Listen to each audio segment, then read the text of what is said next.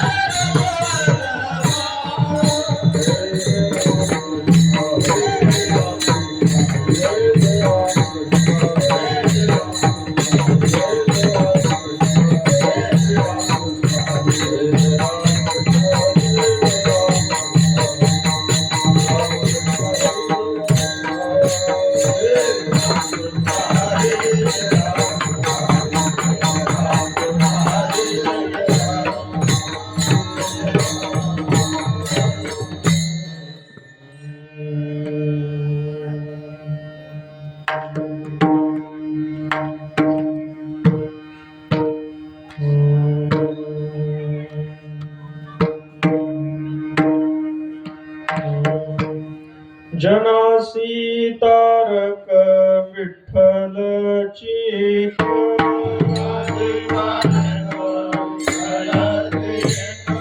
जनासी तारक विठ्ठलची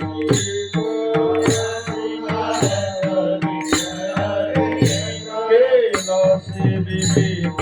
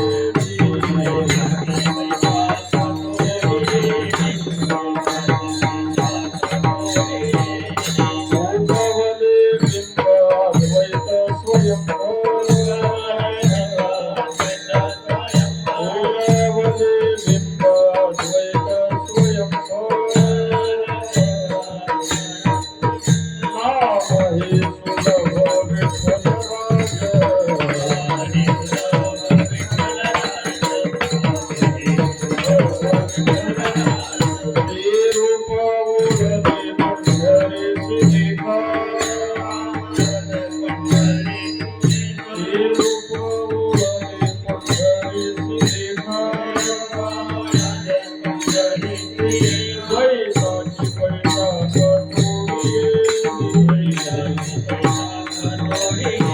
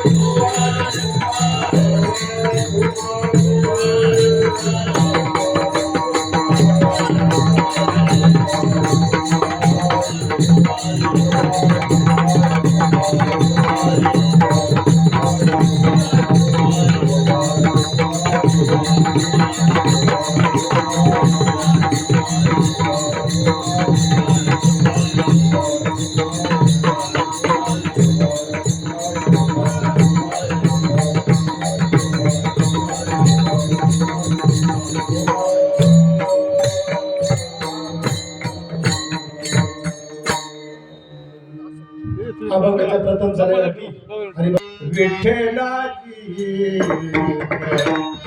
जनाची तार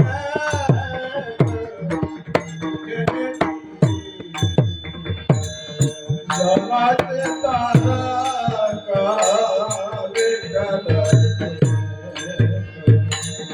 जनाचे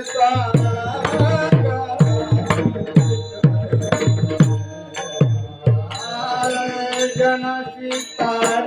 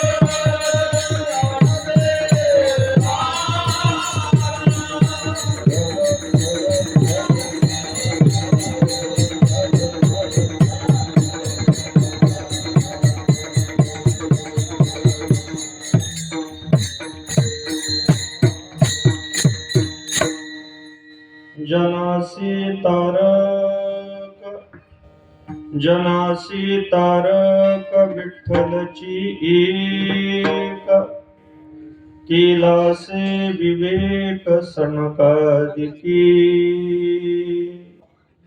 ते रूप ओळले पंढरीसी देखा, द्वैताची पैशाखा तोडियली. उगवले बिंब द्वैत स्वयंभ, नाम हे सुलभ विठ्ठलराज. ते रूप ओळले पंढरीसी देखा, द्वैताची पैशाखा तोडियली. निवृत्तीचे गुज विठ्ठल सहज, निवृत्तीचे गुज विठ्ठल सहज. गहिनी राजे मज सांगितले, ते रूप ओळले पंढरीसी देखा, द्वैताची पैशाखा तोडियली. पांडुरंगा करू प्रसवाड,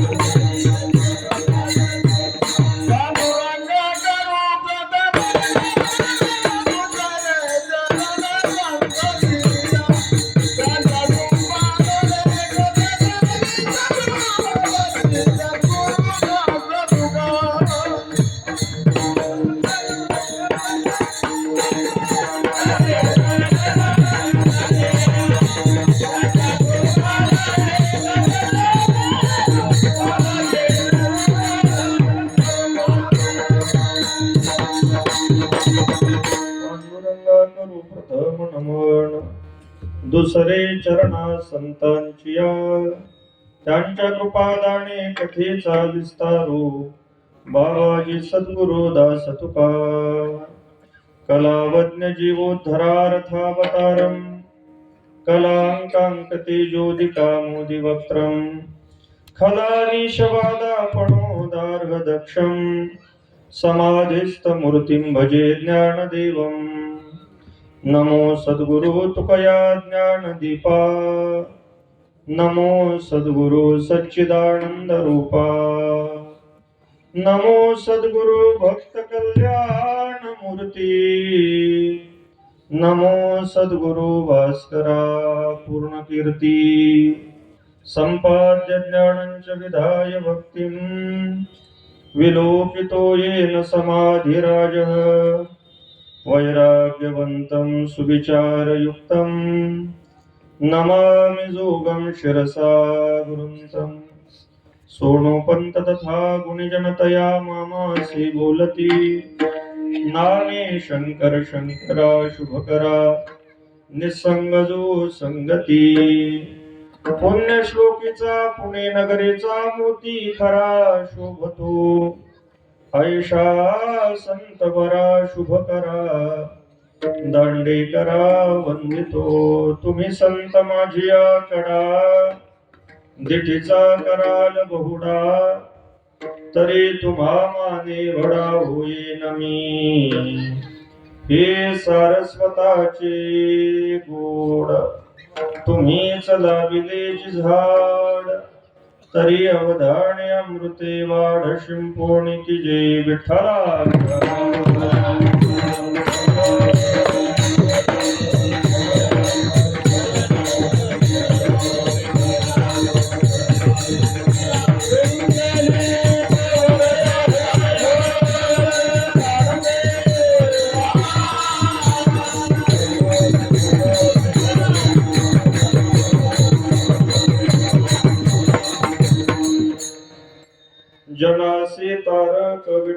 सची एक केलासे विवेक सणकादिकी ते रूप ओळले पंढरीसे देखा द्वैताची पैशाखा तोडियली. संत हृदय सम्राट आगाध कृपा वात्सल्य मूर्ती भगवान श्री ज्ञानोबराय महाराष्ट्र वेदाचं निस्सरण लिलया ज्यांच्या श्वासातून झालं ते जगद्गुरु श्रीमंत श्री तुकोबराय. ज्या परंपरेने वारकरी संतांचे विचार तुमच्या आमच्यापर्यंत पोहोचवले त्या परंपरेचे मुख्य प्रवाहक प्रातस्मरणीय स्वानंद सुखनिवासी सद्गुरु श्री जोग महाराज आदी करून सर्व संतांच्या कृपा आशीर्वादाने प्रतिवर्षी संपन्न होत असलेल्या या अखंड हरिनाम यज्ञाच्या 4थ्या दिवसाच्या कीर्तन सेवेमध्ये आपण उपस्थित आहोत. विठ्ठला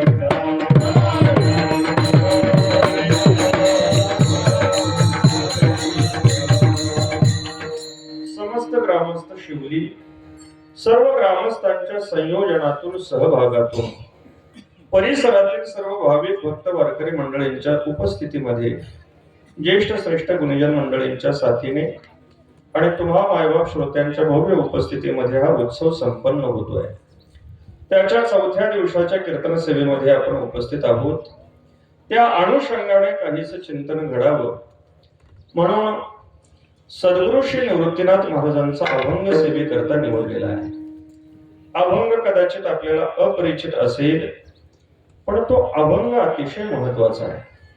या अभंगातून सद्गुरु श्री निवृत्तीनाथ महाराज आपल्या उपास्य देवतेचा अर्थात परमात्मा पंढरीनाथाचा यथार्थ परिचय आपल्याला करून देत आहेत.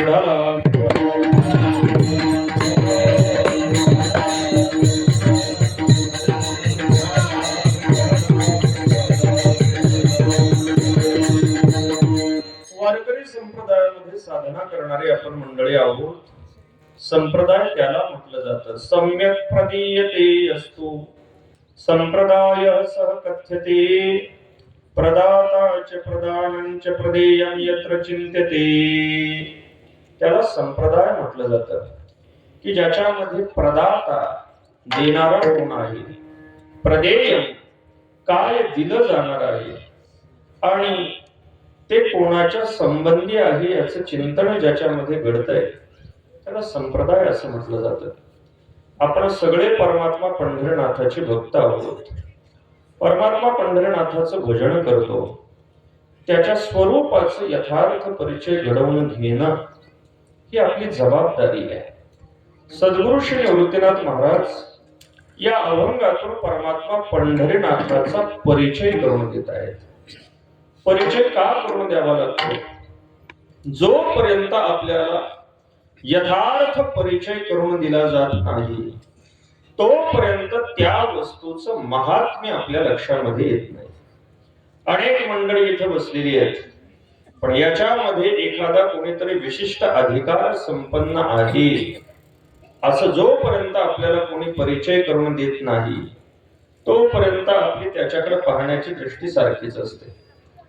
तसं जगामध्ये अनेक पद्धतीने भगवंताचे अवतार आहेत, अनेक विध रूप आहेत, पण या सगळ्यांपेक्षा परमात्मा पंढरीनाथाचा असलेला परिचय काही आगळा वेगळा आहे. भगवंताने जरी अनेक अवतार घेतले असले आणि अनेक 33 कोटी देवता नांदताना आपल्याला दिसत असल्या तर या सगळ्यांमध्ये परमात्मा पंढरीनाथाचं विलक्षण स्वरूप आहे. त्याचा थोडासा विचार करणं गरजेचं आहे. भगवंताचा परिचय करून घ्यावा त्याचं कारण आहे जे दुःख आपण भोगत आहोत त्या दुःखामधून आपल्याला बाहेर काढण्यासाठी कोणाला शरण जावं, कोणाचं भजन करावं आणि कोणाची भक्ती करावी हे कळण्यासाठी उपास्य देवतेचं स्वरूप लक्षामध्ये आलं पाहिजे. विठाला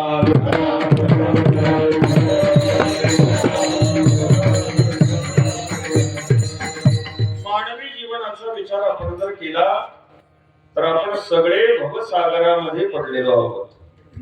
पण या भवसागरामध्ये आपण सगळे पडलेलो जरी असलो तरी सगळ्यांची अवस्था मात्र सारखी नाही.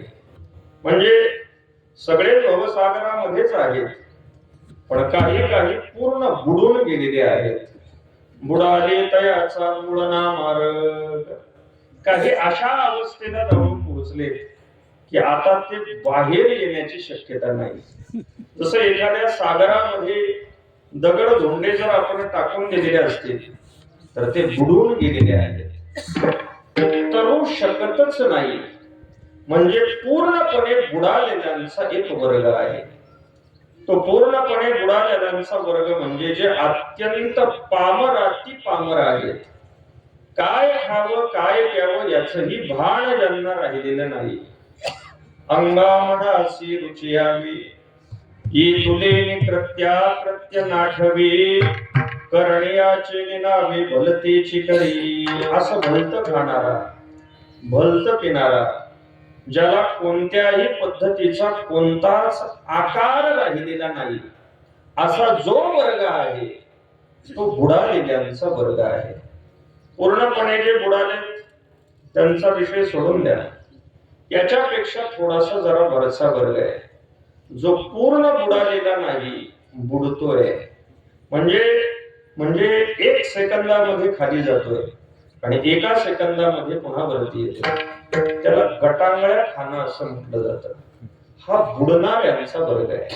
बुडणाऱ्यांचा वर्ग म्हणजे तुमच्या आमच्या सगळ्या विषयी जीवांचा वर्ग आहे की जो संसारात दिवसभर बुडे घेतो आणि पुन्हा कीर्तनामध्ये थोडस डोकं वरती काढतो, बुडतोय वरती उठतोय. इतने होते काही खाता जब तो आपणा भूलन होता.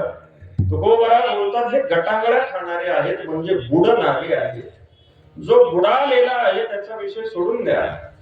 जो बुडतोय खाली वरती येतोय म्हणजे याला तरण्याची शक्यता आहे, पण त्याने तसा प्रयत्न करावा लागेल. त्याच्या पुढचा वर्ग आहे की जो पूर्णपणे तरलेला आहे. तरलेला आहे म्हणजे आपल्या बळाने आपल्या साधनेने या भवसागरामधून तो तरलेला आहे. एकी केली हातो पडिली थायावडी पावले. स्वतःच्या साधनेने तरलेला वर्ग आहे. पूर्णपणे बुडालेला बुडत असलेला त्यानंतर तरणारा वर्ग म्हणजे मुमुक्षु जनांचा तरलेला सिद्धांचा वर्ग आहे. याच्यामध्ये काही असा एक वर्ग आहे की जो बुडवणारा आहे. स्वतः तर बुडतोच आहे पण इतरांना सुद्धा बुडवणार आहे.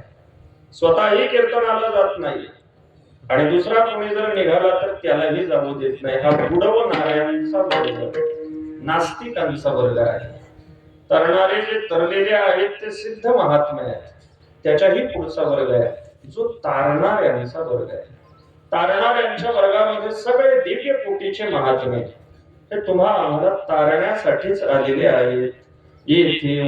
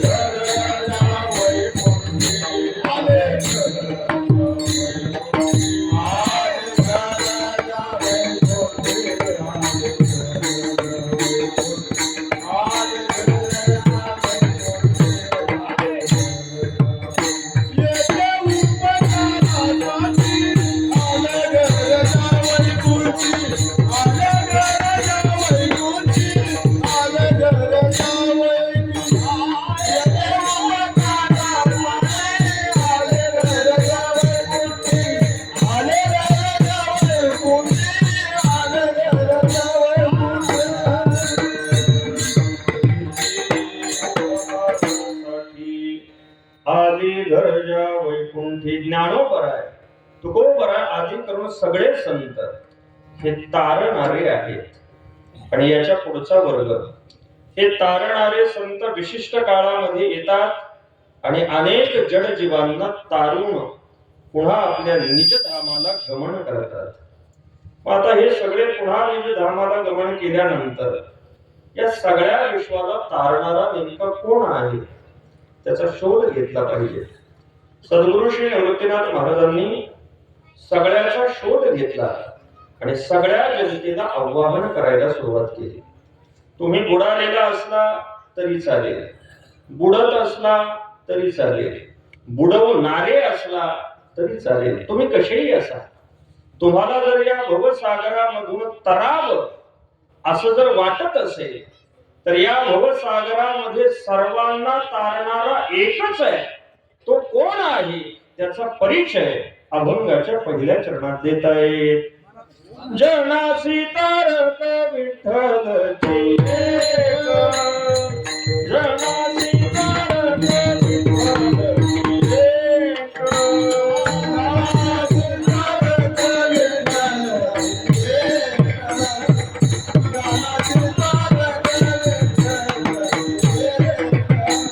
जनासी तारक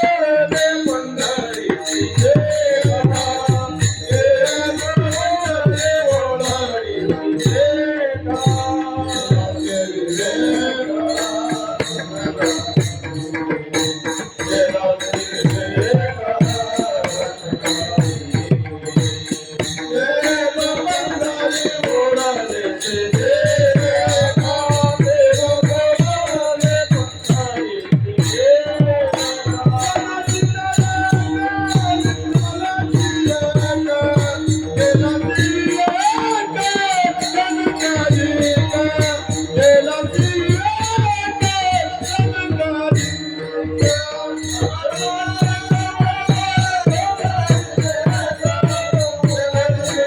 जनासी तारक विठ्ठलची एक, जनासी तारक विठ्ठलची जनासी तारक विठ्ठलची एक. सद्गुरु श्री निवृत्तीनाथ महाराज सगळ्या जनतेला सांगतात, भक्तांशी तारक असा शब्द प्रयोग नाही, वारकऱ्यांना तारणारा असाही शब्द प्रयोग नाही, संतांना तारणारा असाही शब्द प्रयोग नाही. जनासी, जन शब्दाचा अर्थ आहे जनी जायते धातूपासून जन शब्द बनतो. जे जे झालेलं आहे त्याला जन असं म्हटलं जातं. या जनांमध्ये काही निर्जीव पदार्थ आहेत आणि काही सजीव पदार्थ आहेत. हा सजीव आणि निर्जीव दोन्ही पदार्थांना तारणारा आहे. परमात्मा पंढरीनाथाचा परिचय करून देताना सद्गुरु श्री निवृत्तीनाथ महाराज सांगतायत, सगळ्या जनांना तारणारा एकच आहे. अनेक तारणारे नाहीत, हा एकच तारणारा आहे जो सगळ्यांना तारणारा आहे. परमात्मा पंढरीनाथाने सगळ्यांना तारलेला आहे. ही पृथ्वी जेव्हा बुडायला लागली, जडाला भगवान कसे तारतात? पृथ्वी तारी गेली पाताळाशी जाता. ती पाताळामध्ये जाऊ लागली तर भगवंताने तिला वराह अवतार धारण करून आपल्या मुखावरती धारण केलं. आकाशाला तारणारा, वायूला तारणारा, सगळ्या तेजाला तारणारा, आप जलाला तारणारा, पृथ्वीला तारणारा, पाचही पंचमहाभूतांना तारणारा हाच आहे. काय? कारण सगळ्यांचं पालन करणं ही त्याची जबाबदारी आहे. जयापासून सकळ महिमंडळ हे झाले, तो एक पंढरीचा तो सगळ्यांना तारणारा आहे. जनांना तारील याच्यामध्ये नवल नाही. जडाला तर तारतो, जीवांना सुद्धा तारतो. जे जे म्हणून जीव आहे ते सगळे जीव एकमात्र तारण्यासाठी प्रगट झालेला विग्रह म्हणजे परमात्मा पंढरीनाथाचा विग्रह आहे. लोक विचारू लागले, कशावरून तुम्ही असं म्हणत आहात? तुकोबरा बोलतायत, तुम्ही इतिहास उचकून पहा. आजपर्यंत त्याच्या दारामध्ये जे जे आले ते सगळे पहा किती आले.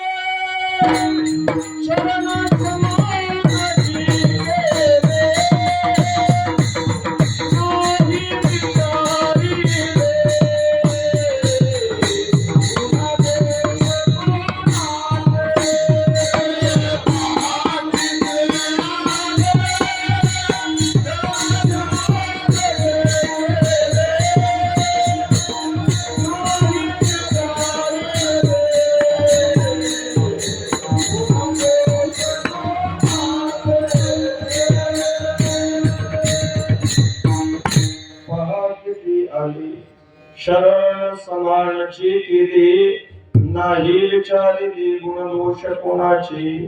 तुकोबरा बोलतात पुराणांमध्ये तुम्ही विचारून पहा, जे जे याच्या जवळ गेले त्या सगळ्यांना भगवंताने तारलेलं आहे. सगळ्या जनांमध्ये भक्तच त्याचे आहेत असं नाही, काही त्याचे कट्टर शत्रू आहेत, पण त्या शत्रूंना सुद्धा त्याने तारलेलं आहे. कंसासारखा दुष्ट आहे, पुतणेसारखी दुष्ट आहे, महाबळ भट्टासारखा दुष्ट आहे, आघासुरासारखा दुष्ट आहे, त्याच्यानंतर पुतणेसारखी दुष्ट आहे, रावणासारखा शिशुपाळासारखे अनेक दुष्ट आहेत. कोणी असं म्हणेल या सगळ्या दुष्टांना त्याने मारलंय आणि तुम्ही म्हणता त्याला तारलंय. त्याने या सगळ्या दुष्टांना मारून तारलेलं आहे. भक्त राखी पाया पासी तुझ्या नासी समारे, तुझ्या नासी समारे, तुझ्या नासी समारे. भक्त राखी पाया पासी तुझ्या नासी समारे, तुझ्या नासी समारे, तुझ्या नासी समारे. आपल्या भक्तांना जी स्थिती द्यावी, तुझे अवदार्य जाणून स्वतंत्र देतान म्हणसी पात्र पात्र, जे कैवल्याईसी पवित्र वैर्या हे दिदले. जो कैवल्य भक्तांना भगवान देतात तोच कैवल्य दैत्यांना मारून देतात. अंतर दोघांमध्ये फक्त एकच आहे की भक्ताला आयुष्यभर आनंदाचा उपभोग भोगायला मिळतो आणि दैत्यांना आयुष्यभर दुःख भोगावं लागतं. पण वध केल्यानंतर गती मात्र एकच आहे, त्याने सगळ्या दुर्जनांना मारून तारलेलंच आहे. आणि जे जे त्याचे भक्त आहेत त्या भक्तांना तर त्याने तारलेलं आहे, याच्यामध्ये कोणताही शंका घेण्याचं कारण नाही. लोक निवृत्तीनाथ महाराजांना म्हणू लागले, महाराज तुम्ही सगळ्यांना तारणारा जो आहे तो हाच आहे असं चकार देऊन का सांगत आहात? जनासी तारक विठ्ठलची एक, बाकीच्या देवता तारणाऱ्या नाहीत का? तर तारणारा फक्त एकच आहे, हाच तारणारा आहे. कशावरून? कारण बाकीचं कोणीही तारणार नाही. आता सगळे प्रकार आपण करत चला, जड आपल्याला तारू शकत नाही. आपल्याला तरायचं झालं म्हणून आपण जर दगडाच्या नावेमध्ये बसलो, तुकोबरा बोलतात जाणूनी वैसलो दगडाची नावे, तिचा तो स्वभाव प्राण घ्यावा.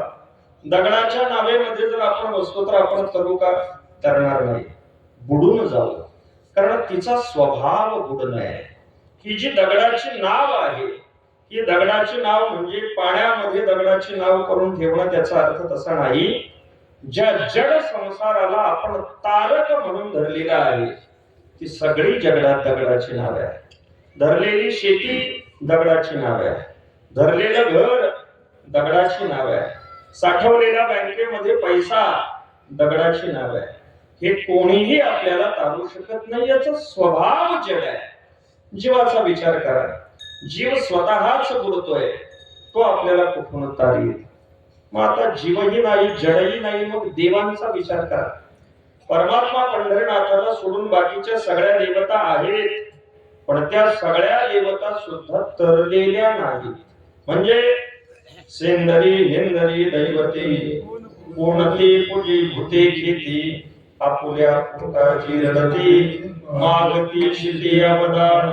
त्यांनाच त्यांचं पोट भरता येत नाही, म्हणून ते आपल्या भक्तांकडून काही ना काही गोळा करत राहतात. या सगळ्या देवता आपापल्या कर्माने पुण्यार्जन करून देवता पदावरती आरूढ झालेल्या आहेत. ज्ञानोबा सांगतायत त्यांचं पुण्य संपल्यानंतर त्यांची स्थिती अत्यंत भयानक होते. मग तया पुण्याची पाहुटी सरी, सभेची इंद्रपणाची उटी उतरी, मग येऊ लागती माघारी मृत्यू लोका, विषा भोगी कबडावीची, मग दार हिचे पूर्ण येतीची, तैला जिरवाणे दीक्षितांची काय सांगू. पुण्य संपल्यानंतर त्यांनाही खाली यावं लागतंय, त्या आपल्याला तारू शकत नाहीत, देवताही तारणाऱ्या नाहीत. याच देवता तरण्यासाठी त्यासाठी परमात्मा पंढरीनाथाची शरणागती करतात. वाळवंटापासून सुरवरांची मांदी उभी दोन्ही हात, सगळ्या देवता इंद्र चंद्र महेंद्र यातीची पूजिती सगळ्या देवता याला शरण येतात. त्यामुळे हा सगळ्या देवतांमध्ये बळीया माझा पंढरी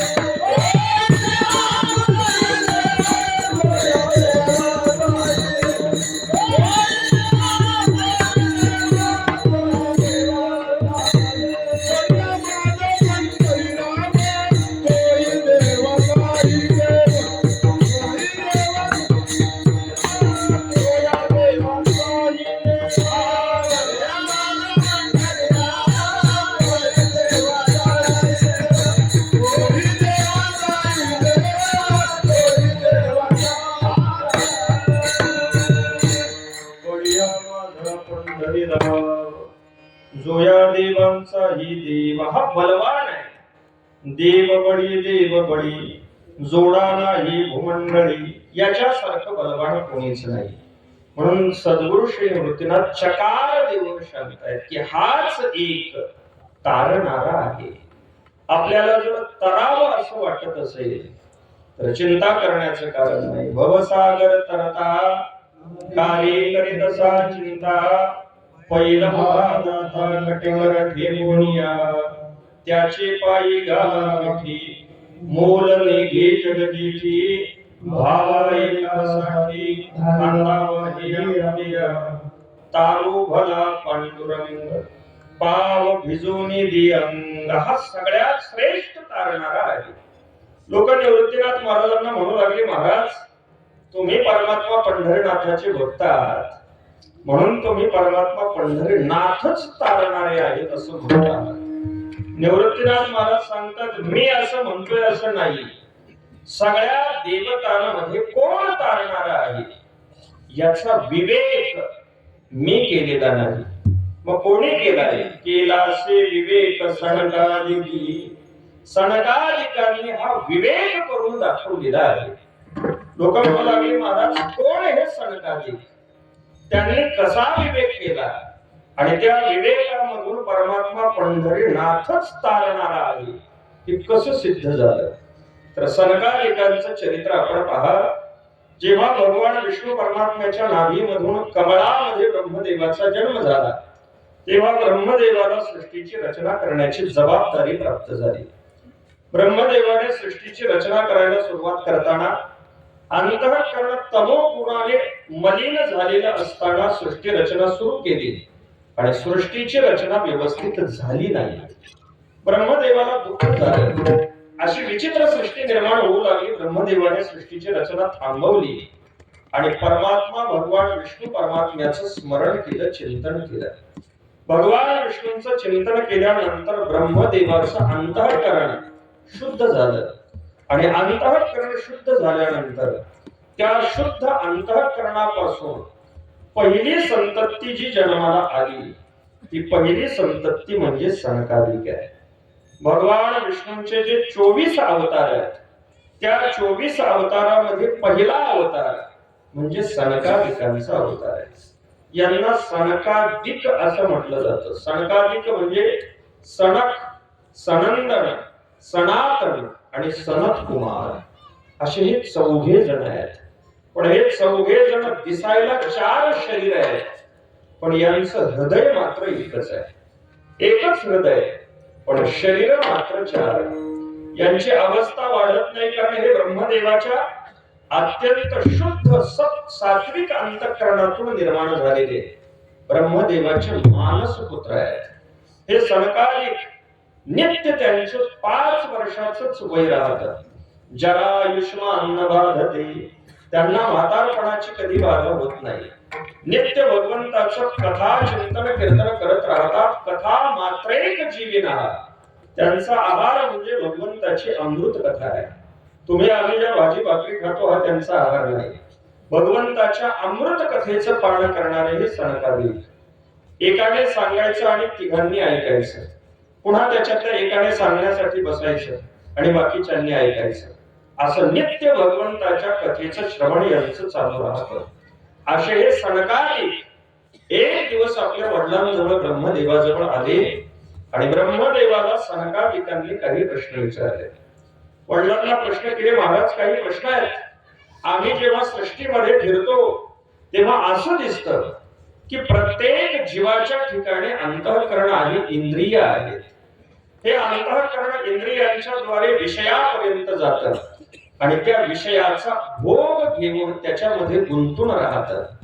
तुम्ही जी इंद्रिय बनवली, अंतःकरण बनवलंय, त्यांचा धर्म विषयाचं सेवन करणं आहे. म्हणजे सगळे जीव सारखं विषयाचं सेवन करत करत राहतात. परिणाम असा होतो की त्यांची अधोगती होते. ते तुमच्या भगवंताच्या प्राप्तीपर्यंत जाऊ शकत नाहीत. मग आता यांचं विषयाचं चिंतन सुटावं आणि यांना साक्षात भगवंताची प्राप्ती व्हावी याच्यासाठी यांनी काय केलं पाहिजे? ब्रह्मदेव सृष्टी रचने करण्यामध्ये मग्न होते. ब्रह्मदेवाच्या अंतःकरणामध्ये रजोगुण वाढला होता. ब्रह्मदेवाला सनकादिकांच्या प्रश्नाचं उत्तर देता आलं नाही. ब्रह्मदेवाने प्रश्न ऐकला, पण आता आपल्या मुलांना आपल्याला उत्तर देता येत नाही. कधी कधी असं होतं, मनुष्याने बाकीचा व्याप वाढवला म्हणजे त्याच्या कामामध्ये सगळी शक्ती व्हायला जाते आणि बौद्धिक चिंतन कमी कमी व्हायला सुरुवात होते. ब्रह्मदेव सृष्टीची रचना करतायत, उत्तर काही देता येईना. ब्रह्मदेवाने आपल्या वडिलांचं भगवान विष्णूंचं स्मरण केलं की मला असा प्रश्न विचारलाय, पण आता उत्तर मला देता येत नाही, काय करावं? भगवान विष्णू परमात्मा हंस रूपाने तिथे प्रगट झाले आणि हंस रूपाने प्रगट होऊन त्यांनी विवेक केला. हंस हा जो पक्षी आहे तो विवेकासाठी प्रसिद्ध आहे. का चाचूचे सांडसे म्हणजे पयपाणी राजहंसे तैसे ज्ञान विज्ञान तुझही वाटून देऊ. हंसाच्या समोर जर आपण दूध आणि पाणी एकत्र करून ठेवलं तर त्याच्यामधलं फक्त दूधच हंस ग्रहण करतो. दूध आणि पाणी वेगळं करतो म्हणजे दूध बाजूला करतो पाणी बाजूला करतो असा त्याचा अर्थ नाही. तो फक्त सार विषयाचं सेवन करतो म्हणजे तो दूधच पिऊन घेतो, दूध पितो. असा हा जो हंस आहे विवेक करणारा, त्या हंस रूपाने भगवंताने ब्रह्मदेवाला सनकादिकांना उपदेश केला की सगळे जीव अंतःकरणाद्वारे इंद्रियांच्या द्वारे विषयामध्ये आसक्त होत आहेत. मग यांच्या उद्धाराचा, यांच्या तरण्याचा उपाय काय? तर उपाय एकच आहे की या सगळ्या जीवांनी जर माझी शरणागती स्वीकारली, ते जर माझं चिंतन करू लागले, तेषामहं समुद्धरता मृत्यू संसार सागरात भवामी न चिरात पार्थ मय्या विशीत चेतसा. ते जर मला शरण आले तर मी यांना तारू शकतो. ही इंद्रिय मी यांना दिलेली आहेत, ती बाह्य विषयाचं ग्रहण करण्यासाठी दिलेली नाही. दिले इंद्रिय आतपायका डोळे मुख बोलावयाच जेणे तुझसे नारायण नासे जीवपण भवतो, याच्यासाठी मी दिलेली आहे. हा उपदेश सनकादिकांना भगवंताने केला. सनकादिकांना विवेक झाला. निवृत्तीनाथ महाराज सांगतात सनकादिकांना प्राप्त झालेला विवेक सनकादिकांनी आपल्या पुरता ठेवला नाही. सनकादिकांनी हा विवेक देवर्षी नारदांना सांगितला. देवर्षी नारद म्हणजे सगळ्या प्रचाराची मुख्य यंत्रणा आहे. देवर्षी नारदांना प्राप्त झालेला विवेक देवर्षी नारदांनी अनेकांपर्यंत पोहोचवला की सगळ्यांना तारणारा एकच परमात्मा पंढरीनाथ आहे. म्हणून त्यांनी जो विवेक केलाय तो विवेक मी सांगतोय, मी माझ्या मनाने सांगत नाही. केलासे विवेक सनकादिकी. लोक म्हणू लागले महाराज भगवान विष्णू परमात्मा तारणारा आहे असा विवेक केलेला आहे सनकादिकांनी, पण तुम्ही आम्हाला तर परमात्मा पंढरीनाथाला शरण जाण्यासाठी तोच तारणारा आहे म्हणून सांगत आहात. निवृत्तीनाथ महाराज सांगतायत जो भगवान विष्णू परमात्मा आहे तोच भगवान विष्णू परमात्मा अनेक अवतार घेत कृष्ण अवतारामध्ये आला. कृष्ण अवतारामध्ये आल्यानंतर गोकुळामध्ये राहत असताना त्याला असं वाटलं की हे सगळ्या गोपाळांचं प्रेम आपल्याला लुटता यायला पाहिजे. म्हणून भगवान तिथून निघाले, गोकुळावरून निघाले. म्हणून गोकुळावरून निघाले, पंढरपूर क्षेत्रामध्ये आले. कधी कधी हा भगवान परमात्मा द्वारकेमध्ये गेल्यानंतर सगळ्या भक्तांचं प्रेम आठवून द्वारकेचे तेरे आले याची माया पुढे भक्तराया चोचबित वैकुंठामध्ये असताना भगवान परमात्म्याला सारखं नित्य संतांच्या सेवनाची इच्छा होते. हरी वैकुंठाहुनी आला पुंडलिका लागुनी उभा राहिला अधोनी युगानुयुगे भक्ता संगे. अशा पद्धतीने भगवान परमात्मा इथं आलेला आहे. निवृत्तीनाथ महाराज सांगतात की ज्याने कृष्ण अवतार धारण केला, ज्याने राम अवतार धारण केला, ज्याने अनंत अवतार धारण केले, असा तो या ठिकाणी येऊन उभा राहिलेला आहे. अभंगाच्या दुसऱ्या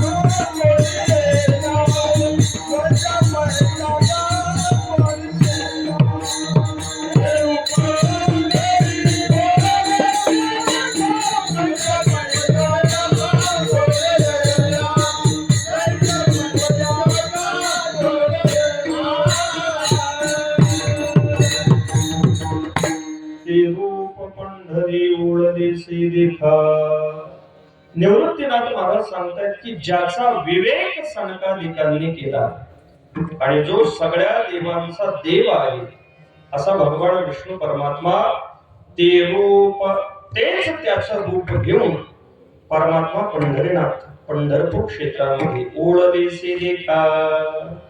परमात्मा पंढरीनाथ पंढरपूर क्षेत्रामध्ये आले, पण ते एका मार्गाने आलेले नाहीत. गोकुळे मुनी झाला येता निज प्रेम भक्ती भक्ता घ्याव्या हाता म्हणतसे. गोकुळामधून आले, द्वारकेमधून आले, हरी वैकुंठाहुनी वैकुंठामधून आले. ज्ञानोबराय सांगतात कुठून आले सांगता येत नाही. नेनो ब्रह्म मार्ग चुकले. मार्ग चुकून हा भगवान परमात्मा इथं आला. लोक म्हटले आता इथं आलेला आहे पण इथून जाईल ना. निवृत्तीनाथ महाराज सांगतात त्याला इथून जाण्याची अनुमती नाही. हा इथे जो आलेला आहे तो जाण्यासाठी आलेला नाही. परमात्मा पंढरनाथ पंढरपूर क्षेत्रामध्ये आले, पुंडलिकरायांची भाव शुद्ध भक्ती पाहून आले. पुंडलिकाच्या भावार्थ उघडे होणे झाला येतात. भगवान आल्यानंतर पुंडलिकराय आपल्या आई वडिलांची सेवा करतात. माझी या पित्याचा होईल निद्राभंग होईल देवा तू बोलू नकोस. हातामध्ये वीट घेतली आणि पाठीमागे फिरकावून दिली. काळे पुंड्या मातरसी उभे केले विठ्ठलासी ऐसा कैसा वीट. काही ठिकाणी असा पाठ आहे, काळे पुंड्या असा पाठ नाही. कारण पुंडलिकराय भक्त श्रेष्ठ आहेत. ते कशामध्ये विसरले? काळे प्रेमे मातदासी. प्रेमामध्ये पुंडलिकराय एवढे मस्त झाले आणि प्रेमामध्ये त्यांनी भगवंताला वीट उभं राहण्यासाठी दिली. परमात्मा पंढरनाथ विटेवरती उभे राहिले. वीट हे असं आसन आहे की ज्याच्यावरती उभं राहायचं झालं तर कसंही उभं राहता येत नाही. तिरकं उभं राहता येत नाही, एका पायावरती उभं राहता येत नाही. विटेवरती उभं राहायचं झालं तर पायी जुळवूनच उभं राहावं लागतं, दुसरा मार्गच नाही. पुंडलिकरायांनी परमात्मा पंढरनाथाला उभं केलं आणि उभं करून प्रार्थना केली, देवा तू आलाय पण आता परत जायचं नाही. नच जावे देवा माझे गावी हुनी, मागतो प्रार्थनी हेची तुम्हा. मी तुला प्रार्थना करतोय की बाकीच्या ठिकाणी तू आला पण काम झाल्यानंतर गेला, पण इथे मात्र तू जो आलेला आहे तर इथून जायचं नाही. इथून काम तुला एकच आहे. कोणतं काम? जोपर्यंत या जगामध्ये असलेले मूढ पापी जैसे तैसे उतरी काशी लावणी, पंचमहापातकी विश्वासघातकी जासी यमादिकी गांजीयली, ऐसिया पतिता करी रे सनाथ, पूर्वे माझे अर्थ पंढरीराया. कितीही पातकी असो, कसाही असो, तर त्याचा तो उद्धार केला पाहिजे, त्याला तो तारलं पाहिजे. हा एक तारणारा आहे. त्याचं कारण याला संतांची आज्ञा आहे आणि तारण हेच त्याचं एक काम आहे. त्याच्यामुळे तारण सोडून दुसरं त्याला काही माहित नाही. हाच एक तारणारा आहे. तारणार ब्रह्म आहे आणि ब्रह्म दोन नाहीत, एकच आहे. आणि हेच ब्रह्म, ते हे ब्रह्म विटेवरी उभे चंद्रभागेतील नेनो ब्रह्म मार्ग सुटले. हे ब्रह्म असल्यामुळे ब्रह्म एकच आहे. म्हणून निवृत्तीनाथ महाराज सांगतायत की हाच एक तारणारा आहे. ब्रह्माला दुसरं ब्रह्म नाही. तारण्यासाठी षडगुण ऐश्वर्य संपन्नता असावी लागते आणि ही षडगुण ऐश्वर्य संपन्नता याच्याच ठिकाणी आहे, दुसरे कोणाच्या ठिकाणी नाही. हा ब्रह्म असल्यामुळे तारणारा तोच आहे. पुंडलिकरायांची आज्ञा असल्यामुळे तारणारा तोच आहे. षडगुण ऐश्वर्य संपन्न असल्यामुळे तारणारा तोच आहे आणि तारणे हा त्याचा स्वभाव असल्यामुळे तारणारा तोच आहे. म्हणून तरण्यासाठी इतरत्र भटकंती करण्याची गरज नाही. जसं एखाद्या मोठ्या महान सागरामध्ये अनेक नावा वेगवेगळ्या पद्धतीने दिशाहीन फिरत राहाव्यात आणि त्या नावांना एका दिशेला आणण्यासाठी सागरामध्ये जसा दीपस्तंभ असतो, त्या दीपस्तंभाकडे पाहून सगळ्या नावा त्याच्याकडे येतात. तसं या भवसागरामध्ये हाच एक दीपस्तंभ आहे की त्याच्याकडे पाहून आपण निश्चित रूपाने तरू शकतो. लोक म्हणू लागली, महाराज हा परमात्मा पंढरनाथ तारण्यासाठी इथं उभा आहे, ठीक आहे, पण मग हा कसा तारतो, कोणत्या पद्धतीने त्याने तारलेला आहे? परमात्मा पंढरनाथ तारण्याची प्रक्रिया निवृत्तीनाथ महाराज सांगतात, द्वैताची पैशाखा तोडियली. तो तारतो म्हणजे काय करतो? तो द्वैताची शाखाच तोडून टाकतो. जो भवदुःख आपल्याला प्राप्त झालेला आहे हे भवदुःख म्हणजे द्वैत आहे.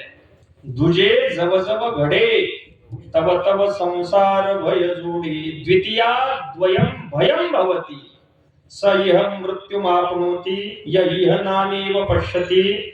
जो आपल्यापेक्षा एकाच ठिकाणी अनेक पद्धतीचा आभास होतो त्याला द्वैत असं म्हटलं जातं.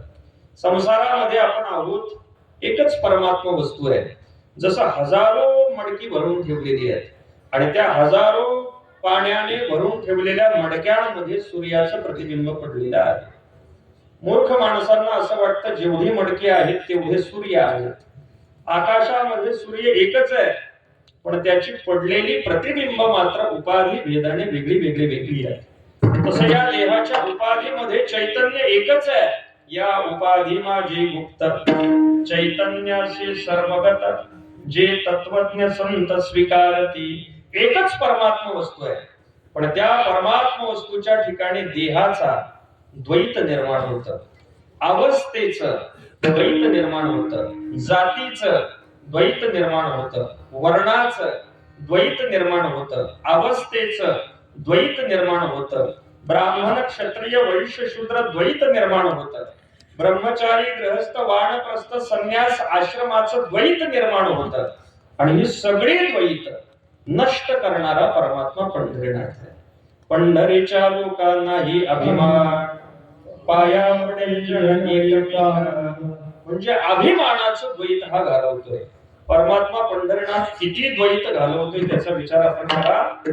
अवस्थेने आलेलं द्वैत आहे, तरुण आणि म्हातारपणाची अवस्था त्याने झालेला भेद आहे. परमात्मा पंढरीनाथाच्या समोर गेल्यानंतर तिथे सगळे जे जे काही वृद्ध आहेत ते वृद्ध होते तरणीले, ते तरुण होतात. अवस्थेचं द्वैत, आंधळ्याचे डोळे पांगळ्याचे पाय बहिरे ऐकती काणी रे, सगळ्या इंद्रियांचं द्वैत घालवणारा परमात्मा. यातायाती धर्म नाही विष्णुदासा, सगळ्या पद्धतीचं वर्ण द्वैत घालवणारा परमात्मा पंढरनाथाने द्वैत नष्ट केलं. द्वैताची पैशाखा तोडीली. हे सामान्य द्वैत आहे, तुम्ही आम्ही निर्माण केलेलं द्वैत आहे. परमात्मा पंढरनाथ हेच द्वैत तोडतो असं नाही, याच्यापेक्षा फार मोठी मोठी द्वैत आहे. आपण निर्माण केलेलं आपल्या ठिकाणचं द्वैत तर भगवान तोडतो, पण काही काहींनी भगवंताच्या रूपाविषयीच द्वैत निर्माण केलंय. काही ज्ञानोबरायांच्या जवळ आले, द्वैत घेऊन आले. तुझं सगुण म्हणू की निर्गुण रे. कोणी निर्गुण आला मानणार आहे, कोणी सगुण आला मानणार आहे. सगुण आणि निर्गुण असं त्याच्याच रूपामध्ये द्वैत निर्माण करणारे. पण या सगुण आणि निर्गुणाचं द्वैत परमात्मा पंढरीनाथाने तोडून टाकलं. सगुण निर्गुणाचा ठाव विटे पाव धरियली. परमात्मा पंढरीनाथाचे चरण सगुण आहेत आणि चरणाच्या खाली असलेली वीट निर्गुण आहे. एका वेळेला आपल्याला सगुण आणि निर्गुण यांचं ऐक्य पाहायचं असेल तर परमात्मा पंढरीनाथाचे विटेसह असलेले चरण आहेत. कशावरून? चरण भगवंताचे सगुण आहेत, पण त्या सगुण ब्रह्माला अधिष्ठान जे पाहिजे ते मातीच्या विटेचं चालणार नाही. सगुणाला अधिष्ठान निर्गुण ब्रह्माचं आहे. म्हणून विटेचं वर्णन करताना स भूमी विश्वतो व्रत्वा अत्यतिष्ठ दशांगुलम, सगळ्या विश्वाला व्यापून तो 10 बोट शिल्लक राहिला. 10 बोट म्हणजे परमात्मा पंढरीनाथाच्या चरणाच्या खाली असलेली जी वीट आहे ती 10 बोटांच्या इतकी लांबीची आहे. म्हणजे तो निर्गुण परमात्मा. सगुण आणि निर्गुण या दोन्ही ठिकाणी असलेलं द्वैत, सगुण निर्गुण एको गोविंदू रे, हे सगुण निर्गुणाचं द्वैत परमात्मा पंढरीनाथाने द्वैताची पैशाखा तोडीली. अजून भक्तीच्या क्षेत्रामध्ये काही फक्त भगवान विष्णूलाच मानणारे होते आणि काही फक्त भगवान शंकरालाच मानणारे होते. त्याला वीर शैव आणि वीर वैष्णव असं म्हटलं जातं. आपल्या नाशिक ठिकाणी जो कुंभ भरतो त्यामध्ये फार पूर्वी वीर शैव आणि वीर वैष्णवांचे वाद झाले आणि परिणाम असा झाला की त्यानंतर निर्णय घेतला गेला की गोदावरी मातेमध्ये त्र्यंबकेश्वर क्षेत्रामध्ये जे शैव आहेत ते स्नान करतील आणि रामकुंडावरती नाशिक पंचवटीमध्ये जे वैष्णव आहेत ते स्नान करतील. म्हणून त्याच्यामध्ये झालेली वाटणी वैष्णव आणि शैव असलेला वाद, तो वाद परमात्मा पंढरीनाथाने द्वैताची पैशाखा तोडीली. हरिहर भेद नाही नका करू वाद, एक एकाचे हृदय गोडी साखरेच्या खाई. संत श्रेष्ठ नरहरी महाराजांचं चरित्र आपल्याला माहिती आहे. नरहरी महाराज सोनार आहेत पण कट्टर शैव आहेत, भगवान शंकराचीच उपासना करणार आहेत. परमात्मा पंढरीनाथाला कमरेला सोन्याचा करदोडा करण्यासाठी एक भक्त नरहरी महाराजांकडे गेला. महाराज, परमात्मा पंढरीनाथाच्या कमरेला मला सोन्याचा करगोटा करायचा आहे. नरहरी महाराजांनी सांगितलं, करून द्यायला मला अडचण नाही, माझा व्यवसाय आहे, पण त्याच्या कमरेचं माप घ्यायला मी येणार नाही, कारण विष्णूचं मी तोंड पाहत नाही, मी शैव आहे.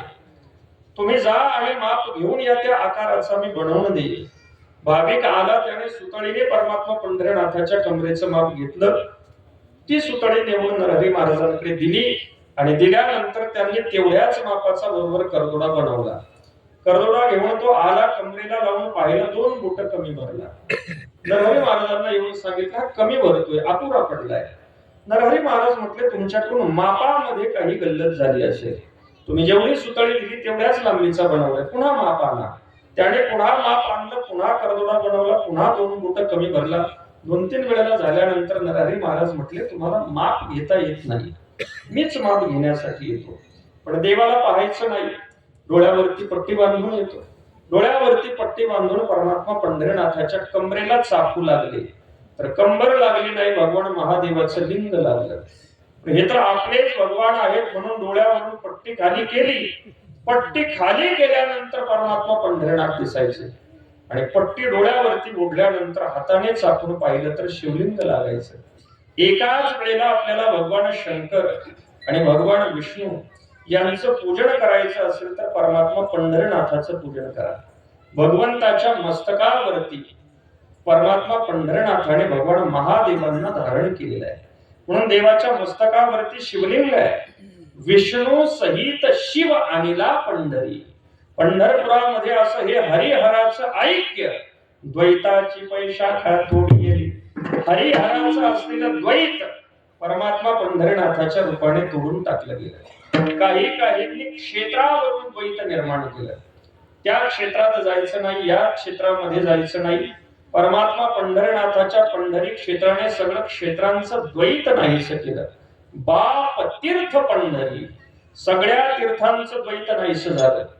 तीर्थाचं द्वैत, क्षेत्राचं द्वैत, काहींनी मंत्रामध्ये द्वैत निर्माण केलं.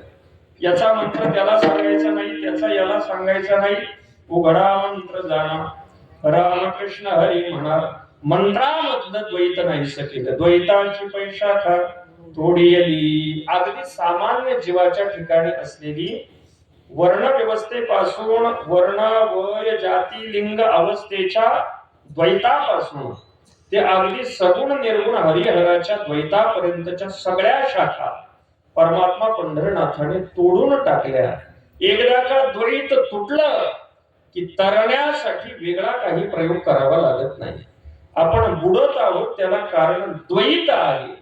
परमात्मा पंढरीनाथ द्वैताची शाखा तोडून टाकतात. याच्यामध्ये अजून एक अर्थ आहे. द्वैताची शाखा परमात्मा पंढरीनाथाने तोडली, द्वैत तोडला असं निवृत्तीनाथ महाराज म्हणत नाहीत.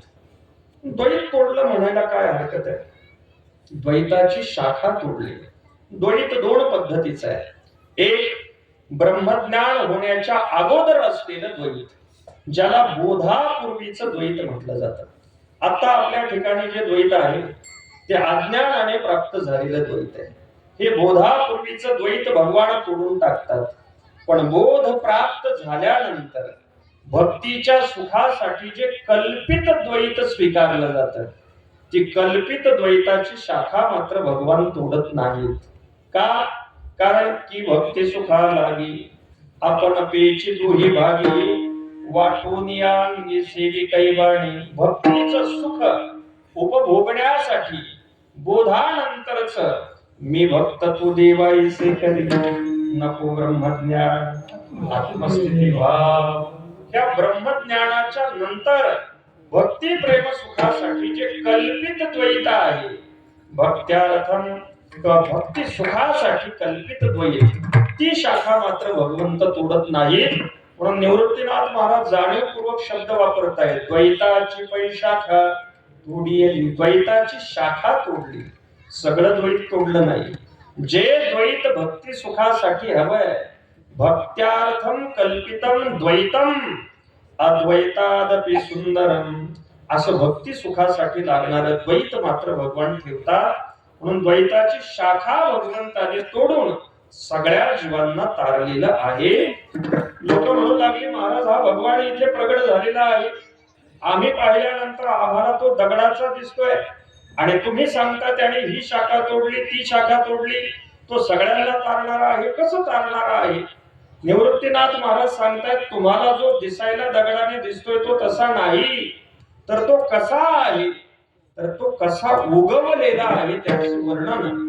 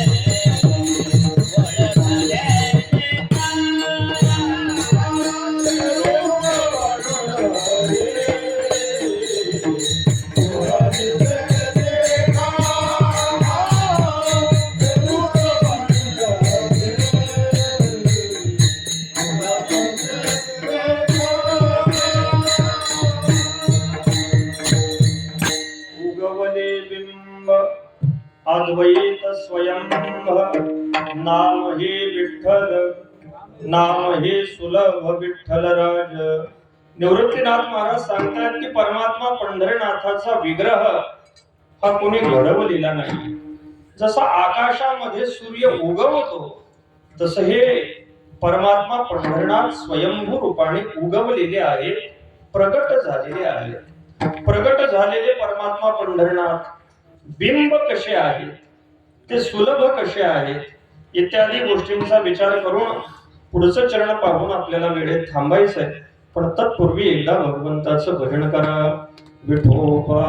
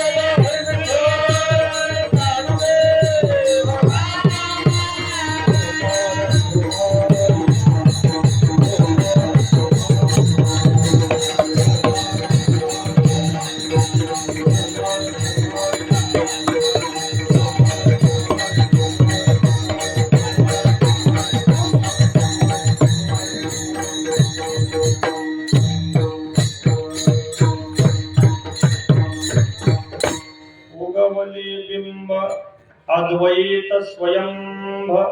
निवृत्तीनाथ महाराज सांगतायत की परमात्मा पंढरीनाथ हे बिंब आहे.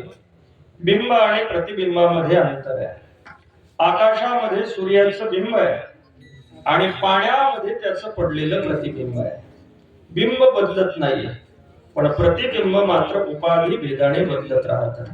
बिंब आहे तसंच राहत. परमात्मा पंढरनाथ म्हणजे हे असं अद्भुत बिंब आहे की जसा आकाशामध्ये सूर्य एका ठिकाणी आहे पण प्रकाश मात्र त्याचा सर्वत्र आहे, तसा हा परमात्मा पंढरनाथ उभा पंढरपूर क्षेत्रामध्ये आहे. सर्वा घटी राम दिहादिही सूर्यप्रकाश सहस्रवर्षी. सूर्याच्या प्रकाशाप्रमाणे भगवंताची व्याप्ती सर्वत्र आहे. सगळ्या ठिकाणी विठ्ठल जडे स्थळी भरला धृता ठावणा ही पुरला. आजीव्या दृष्टीने पाहिला विठ्ठलची विठ्ठल विस्तारला जणी सप्तही पाताळी भरुणी विठ्ठल व्यापक त्रिभुवनी विठ्ठल मुनी मानसी. सर्वत्र परमात्मा पंढरनाथ आहे. पण पंढरनाथाचं स्वरूप कसं आहे? अद्वैत. त्याचं अद्वैत स्वरूप आहे. अद्वैत म्हणजे न द्वैत विद्यते यस्मिन. ज्याच्यामध्ये द्वैत नाही त्याला अद्वैत म्हटलं जातं. लोक म्हणू लागली त्याला पायी दिसतात, त्याला हात आहेत, त्याला डोळे आहेत, त्याला कान आहे, त्याला नाक आहे, त्याला मुख आहे, सगळी इंद्रिय दिसतात, मग त्याला तुम्ही अद्वैत कसं म्हणता? तर परमात्मा पंढरनाथाच्या रूपामध्ये सगळी इंद्रिय दिसून सुद्धा ती इंद्रिय असून नसल्यासारखी कशी आहे याचा विचार श्रुतीच्या आधाराने केला जातो. परमात्म्याचं निर्गुण ब्रह्माचं वर्णन करताना श्रुती माता वर्णन करते अपाणी पाणहा, की त्याला हात असून नसल्यासारखे आहे. भगवंत परमात्मा पंढरनाथाने कमरेवरती हात ठेवले. कमरेवरती हात एका बाजूने आहेत म्हणावे तर कमरेवरती ठेवलेले हात कशाच्या उपयोगाचे येत नाहीत म्हणून असूनही नसल्यासारखे. त्याला हात आहेत म्हणावं की हात नाहीत म्हणावे. त्याचे पायी आहेत, पायी जुळलेले आहेत, ते कुठे जात येत नाहीत, काहीच करत नाहीत. पायी जर जाणारे येणारे असते तर पायी म्हणता आले असते, पण ते पाद कुठे जाणारे येणारे नाहीत, आहे तिथंच उभे आहेत. त्यामुळे पायी असूनही पायी नसल्यासारखे. कानामध्ये मकर कुंडल आहेत त्यामुळे कान असूनही नसल्यासारखे. डोळे अर्धोन मिळत नासाग्र दृष्टी आहे, नासाग्र दृष्टी असल्यामुळे डोळे असूनही नसल्यासारखे. त्याची सगळी इंद्रिय त्याच्या अद्वैत स्थितीला प्रकट करणारी आहेत. निवृत्तीनाथ महाराज सांगतायत हे अद्वैत स्वरूप आहे भगवंताचं, म्हणून त्याला ध्यान म्हटलं जातं. सुंदरते ध्यान. अद्वैत स्थितीमध्ये परमात्मा ध्यान अवस्थेमध्ये उभा आहे आणि ध्यान अवस्थेमध्ये द्वैत राहत नाही, ध्यान अवस्थेमध्ये अद्वैत स्थिती राहते. हे सुंदर ध्यान आहे कारण हे अद्वैत स्थितीचं ध्यान आहे. लोक म्हणू लागले महाराज ही अद्वैत स्थिती आणि हे सगळं अवघड वाटतंय. निवृत्तीनाथ महाराज सांगतायत मग या अवघडाच्या भानगडीत पडू नका. नाम हे सुलभ विठ्ठल राज. त्याचं नाव किती सोपं आहे. तुम्ही फक्त विठ्ठल विठ्ठल म्हणा, बाकी तो कसा आहे कसा नाही याचा विचार करण्याची आवश्यकता नाही. त्याला जाणून जे फळ तुम्हाला प्राप्त होणार आहे ते न जाणता केवळ त्याच्या नाम चिंतनाने अवघे होती लाभ एकाया चिंतन. सगळे लाभ तुम्हाला न कळे ते कळू येईल उगदे. जे तुम्हाला कळत नाही ते तुम्ही त्याचं फक्त नाम चिंतन करत राहा. विठ्ठल विठ्ठल विठ्ठल असं जर तुम्ही म्हणत राहिला तर विठ्ठल विठ्ठल मंत्र सोपा, सगळ्यात सुलभ असलेला असा हा मंत्र आहे. त्या मंत्राद्वारे आपल्याला तारलं जाईल. लोक म्हणू लागले महाराज तुम्ही आम्हाला परमात्मा पंढरनाथाचा उपदेश करत आहात, पण आम्ही तुमचं थोडंसं चरित्र वाचलेलं आहे, ऐकलेलं आहे.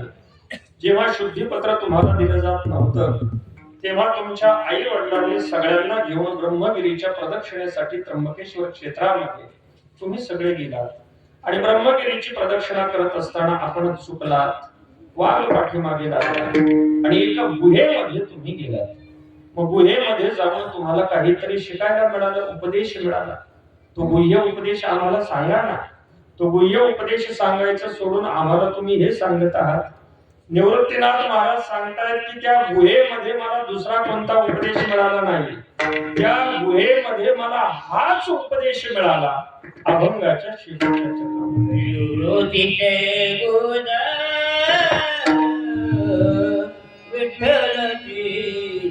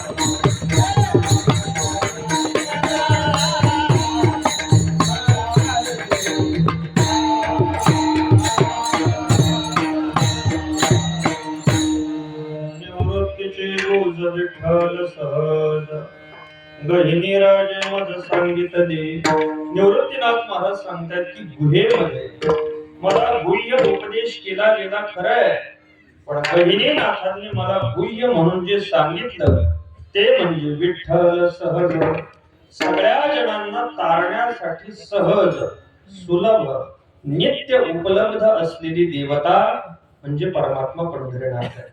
हाच उपदेश मला गुहेमध्ये प्राप्त झालेला आहे आणि हा गुह्य असलेला उपदेश मी प्रगट करतो आहे याच्यासाठी की जोपर्यंत आपण योग्य अर्थाने सर्वांना त्याचा परिचय करून देत नाही तोपर्यंत लोकांना त्याचं विशेष ज्ञान होणार नाही.